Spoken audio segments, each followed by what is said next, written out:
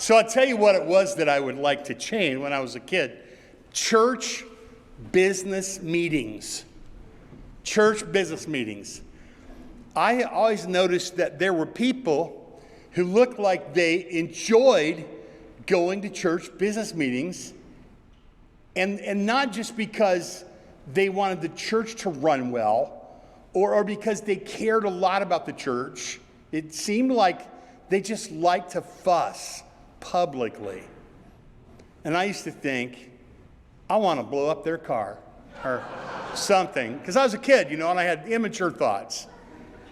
I think, what would make a person want to come to church business meeting and fuss like that? I wasn't even really sure that I saw church business meetings in the Bible like I saw church business meetings when I was a boy. And, we've had, as an adult, I've been a pastor 42 years, and I've had almost all really good church business meetings. Very rarely, very, very rarely have I ever been in a church business meeting that wasn't decent and congenial and fine. There were a few little things every once in a while that weren't good, but really, for the most part, I haven't had a bad church business meeting. A few, not too many, but I do still have PTSD from church business meetings as a kid. So if you want to know something about me that's sort of interesting, watch me during a church business meeting. Because I look all pleasant. Believe me, it's just a sheen of professionalism. That's all it is. Because I'm like, oh my goodness, I just want this to be over with and I want to go home right now. That's exactly what I'm thinking about. Mark, you ran the church. I think you ran the annual meeting or one of the church business meetings when I had a COVID or I think I had vertigo or something. And I was in bed watching you run the meeting. I'm like, Mark, I love you. You did a great job. We should do this like this regular. And anyway, as a kid, I just thought, there's got to be a better way to run the church than this. Is ridiculous. Honestly, that's what I felt. I saw some things that I just thought, well, I won't tell you a lot because then you might be disappointed. But, people are people, and even Christian people are people, and they sin and they do weird stuff, dumb things, sometimes even me, but not very often, but sometimes. But when I was a boy, there was a church business meeting, and the people disagreed. And it was kind of, I don't know if it was evenly divided, but there was definitely a group, two groups that really disagreed. And my dad was trying to preside. And I remember at the end of the meeting, my dad said, well, it's time, for us, let's just pray to adjourn. And I was about 10 or 11. And when he said that, all the people on the other side just started talking and kind of hollering, and they didn't recognize the prayer at all. And I remember as a kid just thinking, I realize you don't agree, but I can't believe that you're talking while we're praying. And as a little boy, I just thought, I hate that. I'm going to tell you as a big boy, I still hate that. I just hate it. Doesn't happen a lot, but it happens sometimes. I'm going to belabor that. What should you do when you love Jesus and you love the Bible and you love the church and you love the things of God, but there's something about the church that you just don't think is right and it should be different? What should you do? And the Bible is not written only for times, to give us instruction only for times that are ideal, but it's also written for times of intense suffering, conflict, misunderstanding, pressure, difficulty. It's also written for that. The text we're going to study today is a gorgeous text of the Bible. You just heard it read by Dana. Gorgeous, beautiful text of the Bible. And it goes to the heart of what God says the church should be governed like. So when I was a boy, I said to my dad, there's got to be a better way to do this than the way that we do it with these, they had the frequent kind of town hall, not town hall like a good thing, because I understand here in our church, history has been, the town hall idea has been a good thing. It's congenial and friendly conversation. I get that. But I'm talking about like bickering, mistreating one another, talking over one another, not being Christian. Every once in a while you see that. And I saw some of that as a kid, and I've never been able to get out of my mind. And I thought, that just can't be the way Jesus wanted his church to run. Well, I got a little bit older, and I ran into a difficulty like that, and we had misunderstanding like that, and I thought, this just can't be right. And it was about that time that we had the privilege of starting a church. So at that point, it was almost like, okay, if you don't think that they were doing it the right way, now's your chance to do it the right way. And so I took that very seriously. And the tendency would be to say, here's a constitution from some other church and how they run it, and we'll do it the way that we're used to. And what we decided to do is try to back up and just go back to the scriptures themselves and just say, what does the Bible say about that? What does the Bible say about how the church should be governed? And we had some theory. We thought maybe it should be governed by the congregation itself, like a large group of people, just kind of like the majority rules. Maybe that's the way it should be. Does the Bible teach that the majority rules the church? Does the Bible teach that? And that was one of the things we had on the table. Maybe we should just, like, 51% of the congregation is kind of American, sort of. Or is there some kind of representative government? Or maybe in some cases there would be a strong personal leader. And he would, kind of like Moses, he would like get the baton, the staff of leadership, and then he would just boldly lead the people, and he would win their confidence, and the one city to win their confidence, and he'd overpower them, and he would just be a strong personal leader. Or maybe you could put that in a more benevolent way and just say there's this good, godly, wonderful, singular leader. In the Bible, it seems there are times when it looks like the group comes together and it has to agree. And there are other times it seems like there is a strong, singular leadership. But here's the conclusion that we came to, and this is why we're going to 1 Peter. This is how we're teaching 1 Peter chapter 5, verses 1 through 4. Here's the conclusion that we came to after studying the Bible as carefully as we could. It's just simply this. Here's what I believe on the level of personal conviction. I believe the Bible is extremely plain that the church should be governed by a plurality of elders.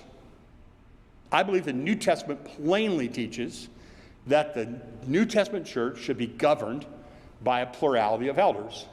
You'll have singular leadership. They may agree, somebody among them, to preside or to be a common speaker, but he won't have more authority. The scriptures don't teach that.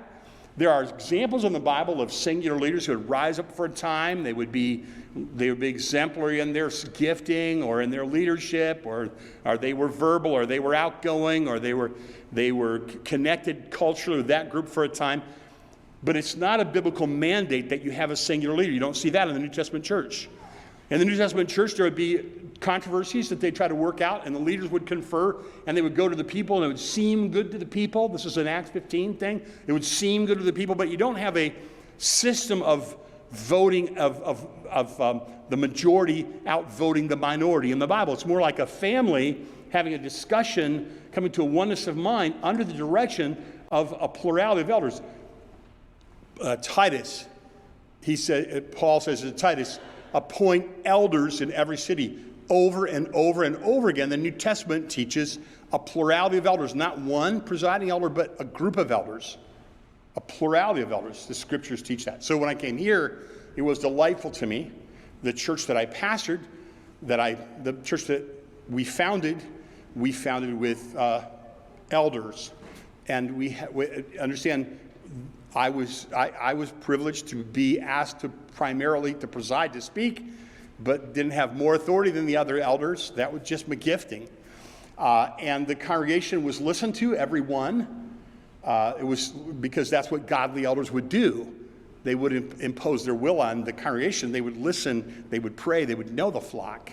And that's what they did. And so when I came to this church, some of you were in the room, when I was privileged to come and interview here about 5 years ago, they asked me what I believed. I told them, and the church is governed by a plurality of elders.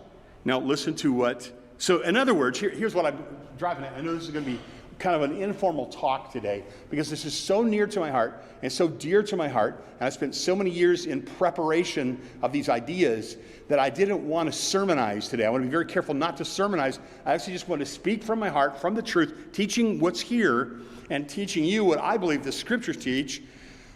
So to the end of this, that this could be applied to other areas, or you have something in the church or something about Christendom in general, or about the church that you think, and maybe you're a young person or maybe you're not, then I would suggest this. One tendency is to say, I resign, I'm out of here. Look, it's not the way it should be. These things ought not to so to be. I'm out of here. I'm gone. I'm not going to hang around. I'm not going to be part of this.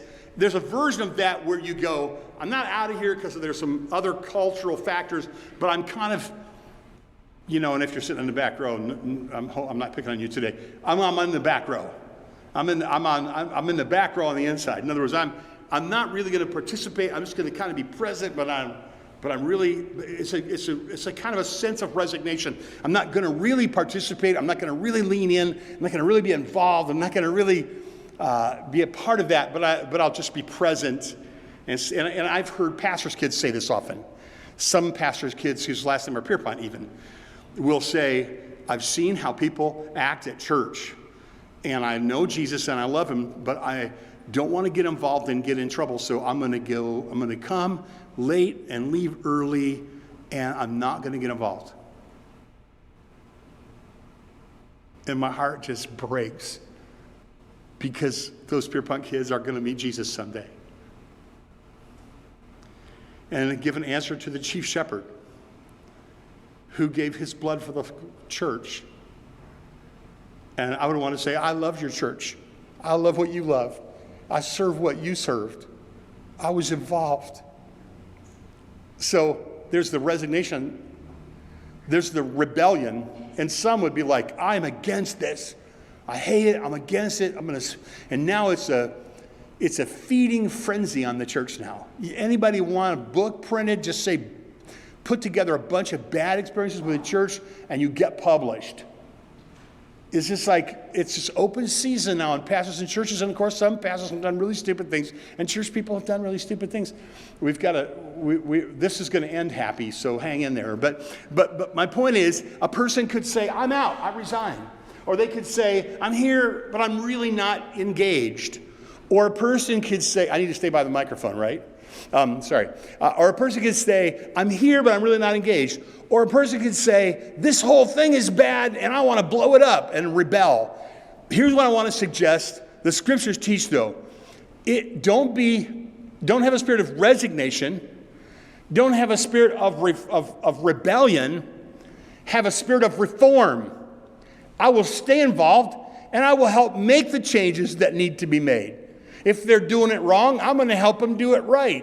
It doesn't mean that it's going to be ever perfect, but I would recommend to stay engaged. Now, having said that, here we are now. The letter of Peter's written here to people that are in a difficulty. Pressures are going to come. This is going to tend to create division and difficulty and hardship. And he's going to give a key element now.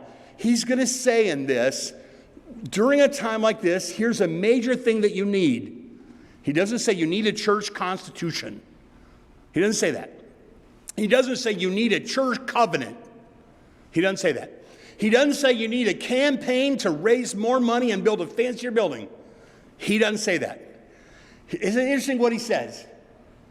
He says this, 1 Peter chapter 5 and verse 1. I exhort the elders among you as a fellow elder and a witness of the sufferings of Christ, as well as a partaker in the glory that is going to be revealed, to shepherd the flock of God that is among you, exercising oversight, not under compulsion, but willingly, as God would have you, not for shameful gain, but eagerly, not domineering over those who are in your charge, but being examples to the flock. And when the chief shepherd appears, you will receive an unfading crown of glory. I love the simplicity of the New Testament. It doesn't have a 3-ring binder full of policies. This can be helpful, but it's not a 3-ring binder of policies. The church of the living God was based on witnesses of this resurrection who went and appointed elders in every city and taught the Bible.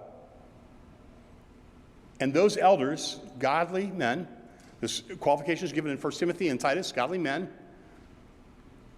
that were men of character and able to teach, various giftings. They would preside over the church, and a church in a time of happiness and joy needs godly elders. A church in a time of difficulty and heartache needs godly elders. A church in a time of suffering needs godly elders. Peter under the inspiration of the Holy Spirit, is pointing out a church needs godly elders.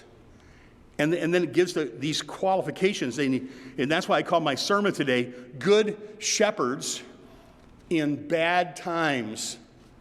Good shepherds in bad times. And in case you don't know this, and if you hang around here, you already know this is true about how I feel about our elders and about our deacons. And our church has elders and deacons. As the scriptures teach, a church should have elders and deacons. And the scriptures clearly teach the qualifications of elders. You can read them in 1 Timothy and Titus, and their qualifications, they're men.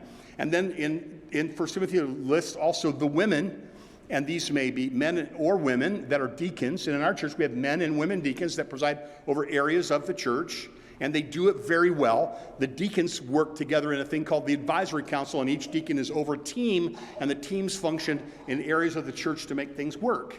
And the elders meet officially once a month, and actually in prayer every Saturday, and they watch over the flock.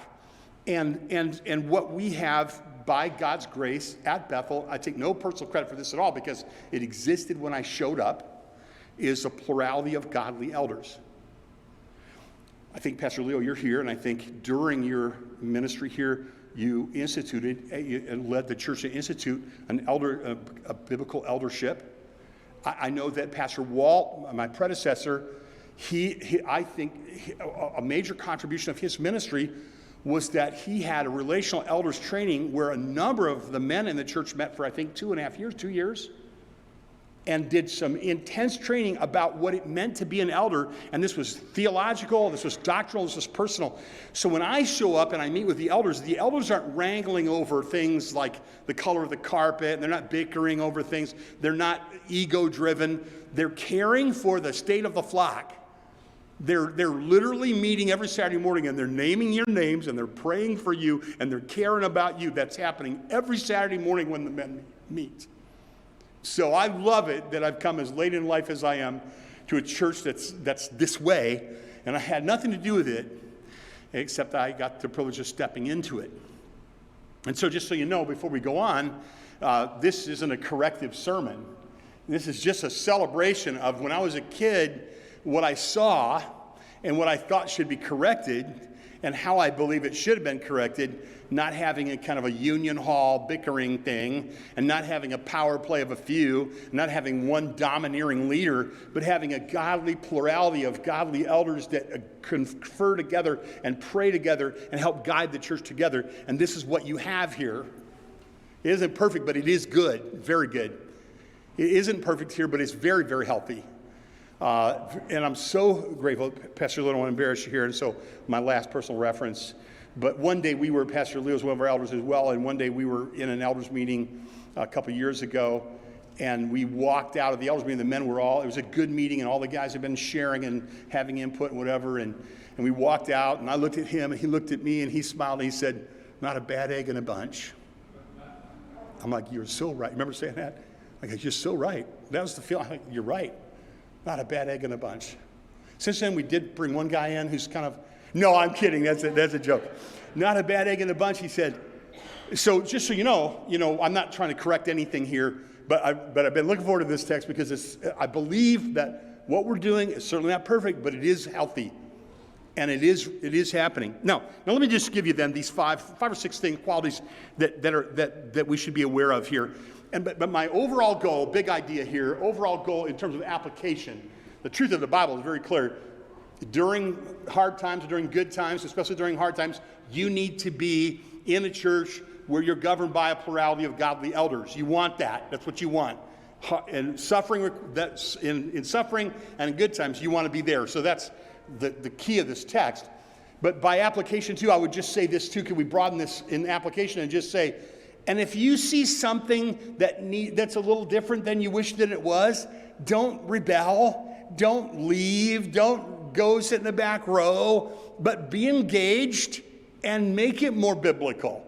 Reform, tweak it, be a part of things.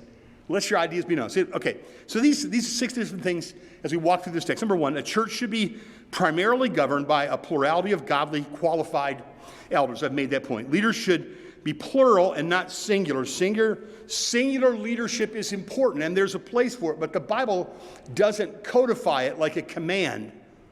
It occurs because it naturally occurs anywhere. It's like if you're on a team and a person would be like more outgoing or they'd be more of a leader, or there'd be, for whatever reason, there are times when one person for a time may preside.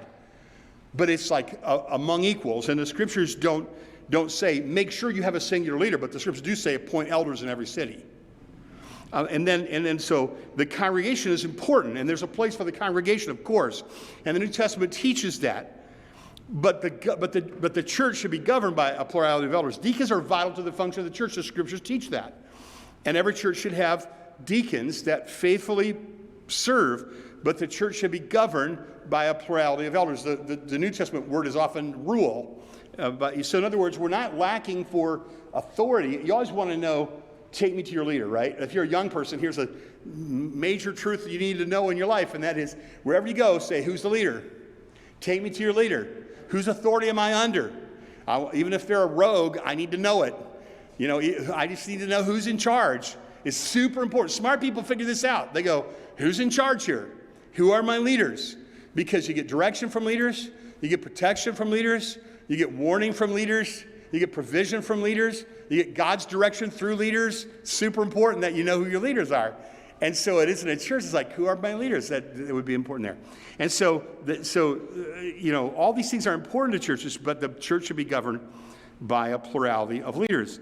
Now, some of the elders in the New Testament church were remunerated, and some were not. In 1 Timothy, it says, those that labor in the word and doctrine are worthy of double honor. There's examples throughout the New Testament of gifts or even living of the gospel. At one point, Paul says those who preach the gospel live of the gospel. So it's appropriate sometimes for an elder to have an income, that's true with me, and so we're super grateful for that. But the Bible also teaches that there will sometimes be elders that aren't remunerated. That's the 1 Timothy passage that I was talking about. And yet the Bible never teaches that they're different in authority. So in other words, like in our church, for instance, my authority isn't greater than any other elder. They're nice to me. They listen to me because I hang around here a lot, and they've asked me to be their lead pastor. But I don't want to say too much because I want to embarrass fellows publicly. But often, and really, when I come to an elders meeting, I have ideas and thoughts, and I've thought things through, especially if I've thought things through well, and I have ideas, then they're very respectful about those ideas, and they often will take those ideas and often implement those ideas. And sometimes not at all. There have been a few times when I've had an idea. Of course, what I do personally is we have a chairman of our elders, Neil Veit is the chairman right now, and he and I would meet. And I normally wouldn't, I don't think I ever have. Eddie, this is true when you're the chairman of the elders. We don't go to the elders until we meet and we kind of know what we're going to say. And so sometimes they're going to say yes to us.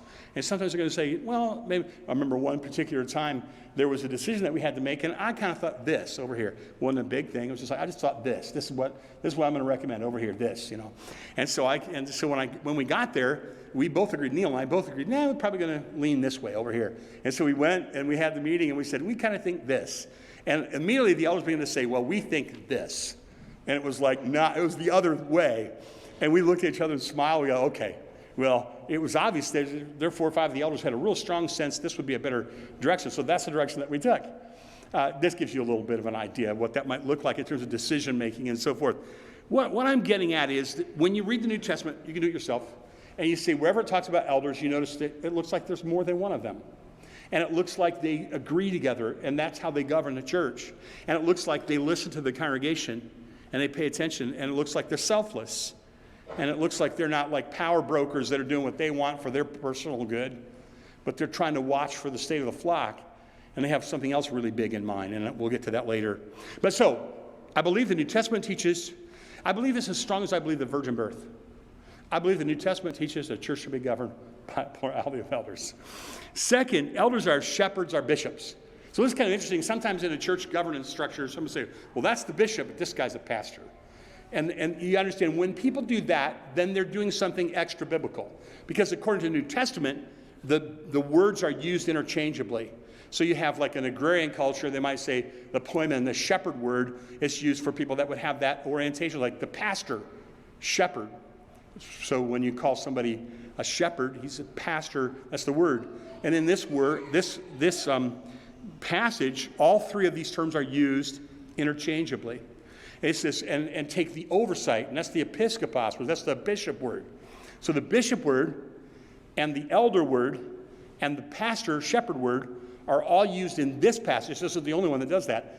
They're all used in this passage to describe the same office. So if you want to call me Bishop Ken from now on, feel free. You can also call Jerry Bishop Jerry, because he's an elder. What I'm getting at is not to change those names, our common use of those names. But I don't know if it's like this. If God went to a particular culture, maybe it would be he's the chief of the church.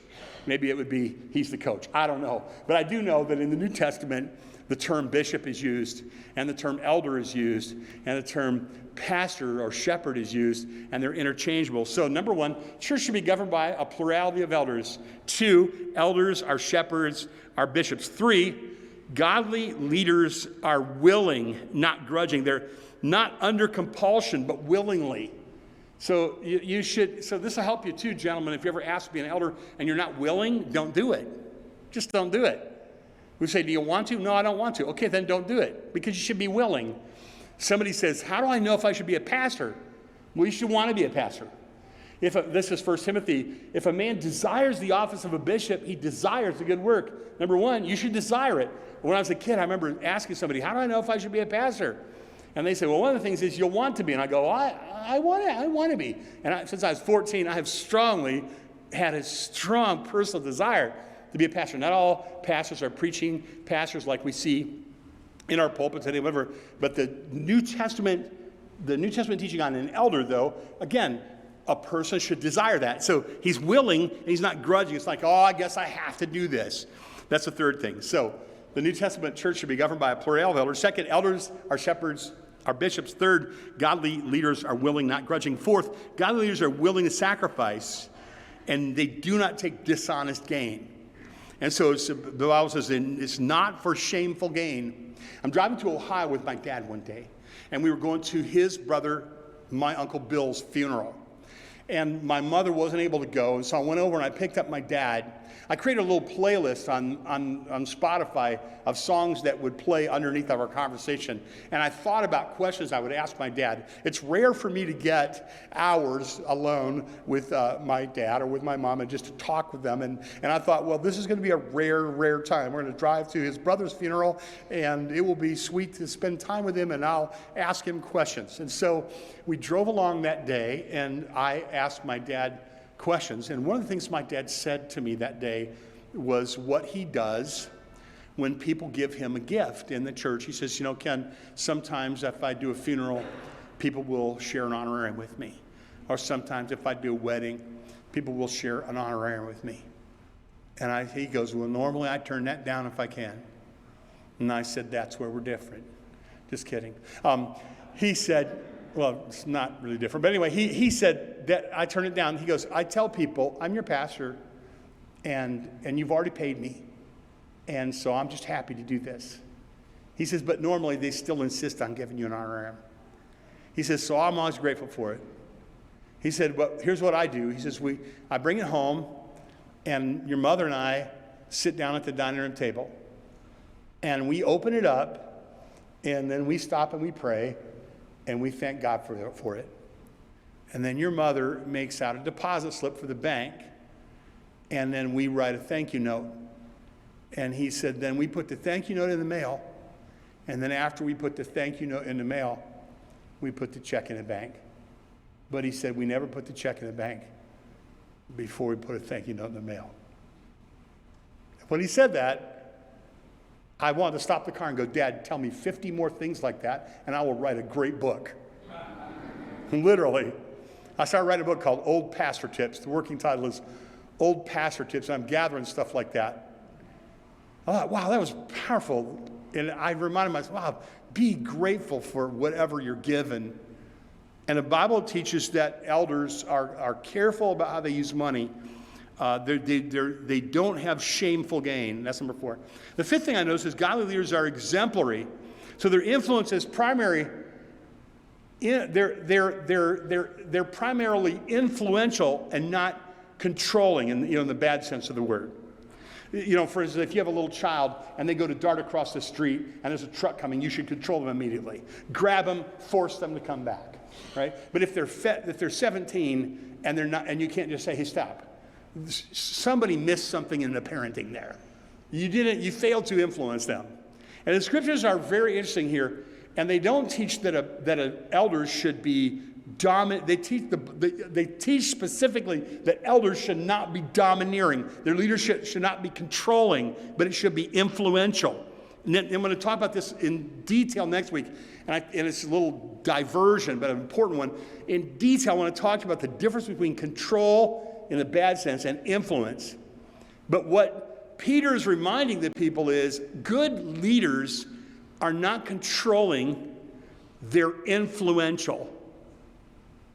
Good leaders aren't domineering, but they're powerfully influential. How many of you would love to know the secret of the difference between being domineering and controlling and being powerfully influential? I mean, think about this just for a minute. I'll just tell you this to whet your appetite for next week when I share this. The difference between controlling behavior and influencing the heart, okay? If I control the behavior, it looks good outwardly. When the elders meet up here, we all wear blue suits. It's the rule. I'd be like, oh, wow, that's really impressive. Yeah, it's temporary. You know, like you're not going to go out tomorrow with your blue suit on because we made you wear one today. That's controlling behavior. But influencing the heart is lasting. Controlling behavior usually requires your presence, but influencing behavior doesn't require your presence.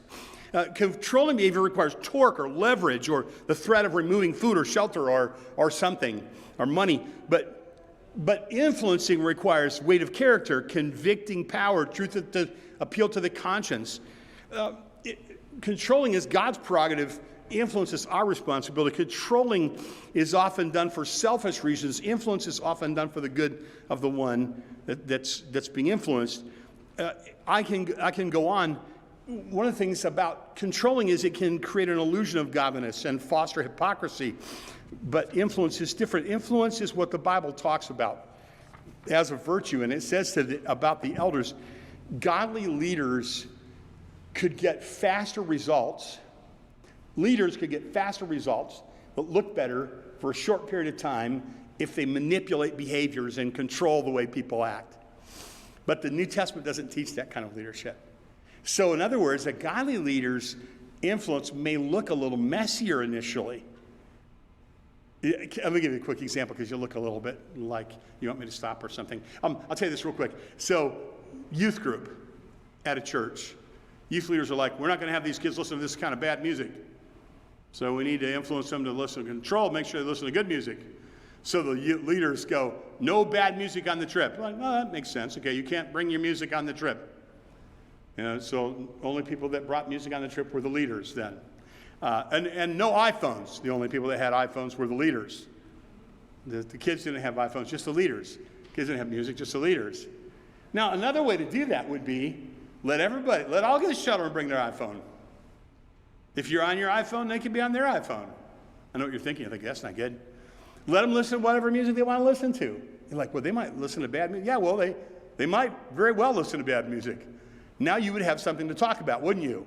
You'd actually be dealing with the way things really are rather than the way you're trying to manipulate things into being. It's a thought. It's just a thought. Then that's what I thought. In other words, a godly leadership might look messier. Here as an exemplary shepherd, this is what Peter's passing on, and that is be examples of the flock. And don't domineer, don't control them, but influence them. We'll talk more about that next week because it's so important. It'll help with maybe parenting too. And 6, godly leaders always serve with Christ in mind. Now here's the heart of the text. And this is the take home. This is beautiful. This text, verse 4 and verse 1, the brackets of this text appeal to the same thing.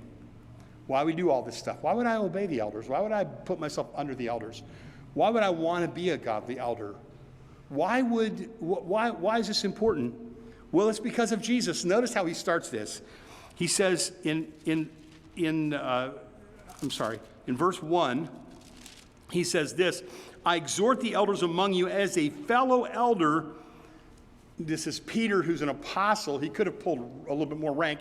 He goes, you're an elder, I'm an elder. And then he says, and I am a witness of the sufferings of Christ as well as a partaker in the glory that's going to be revealed. And he says, I'm a witness of the sufferings of Christ. So what's he doing? He said, I want you to shepherd the flock. I want you to shepherd the flock. You need to shepherd the flock. They're suffering. And remember, we saw the suffering of Jesus. I am a witness of Jesus' suffering. So he peels backward to Jesus. Why do we do what we do? Because of Jesus. You're a mom, you're a leader because of Jesus. You're a dad, you're a leader because of Jesus. Keep that in mind. It keeps you from being selfish and controlling and having bad motives in your leadership. It keeps you to be a sweet elder with a good spirit. Like, only got this role because I'm here to help you follow him. And we saw him writhing on the cross, suffering and dying, spittle running down his face. And we saw this glory, and there will be glory revealed. And then look at the end of the text. And I love this, of course. The end is verse 4. When the chief shepherd appears, you will receive an unfading crown of glory. I want to talk to you directly if you're one of our elders, very precious elders today. And that is, thank you for coming to the elders meetings. Thank you for praying for the flock. Thank you for being a good elder. You will receive an unfading crown of glory someday from Jesus Christ. Thank you for doing that. You'll receive an unfading crown of glory from Jesus Christ someday. My son Wesley didn't know if he should be a pastor because his dad was a pastor. He wasn't sure what he should do. He's a really good plumber right now. But when he was trying to figure it out, one thing I noticed, everybody who had Wes work for him would say, man, that kid doesn't ever stop. He is such a hard worker. He is a great worker. Everybody would say that. He would preach, and he would do a good job. He's verbal. He rapped. He wrote rap lyrics, really good rap lyrics. If there's such a thing, he wrote good ones. Really biblical rhymes and such. So he went away to college thinking, well, maybe I should, because I'm a pastor kid, I guess maybe I should look at being a pastor. So he went away to college, and the reports I got back from his preparation to be a pastor at college were not encouraging. Let's just draw the line on that. Say didn't sound like that was going very well. One time he came home and I said to him, Wes, everybody I talk to about you says you're a really diligent worker. And we know the world, that makes the world go around, being a good worker. So I said, my suggestion to you is that you do something, that you work, but that you do something they pay you a lot of money for.